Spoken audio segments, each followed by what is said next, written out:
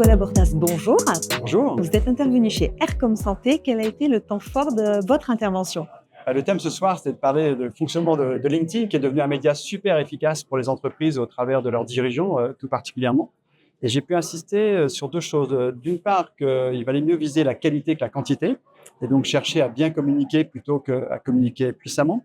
Et surtout, ne pas se contenter d'utiliser LinkedIn comme un outil de publication, mais bien comme un outil de connexion pour se connecter avec des vrais gens et ensuite faire du business avec eux. Vous venez de publier une nouvelle version de votre livre L'idée qui tue. Qu'y a-t-il de plus dans cette version pour ceux qui auraient déjà lu la première? Déjà, je remercie toutes celles et ceux qui ont lu la première version. Et je tiens à leur dire qu'ils peuvent lire la deuxième version pour deux raisons. La première, c'est l'actualisation, puisque j'ai essayé d'actualiser la plupart des exemples. Mais la deuxième raison, c'est parce que j'ai ajouté un chapitre qui me tient très à cœur, qui s'appelle L'idée qui vous guide, et qui permet à chacune et à chacun de se poser la question de quelle est l'idée fondamentale qui la guide professionnellement et peut-être même au-delà de ça personnellement, au travers de son ikigai, de sa raison d'être.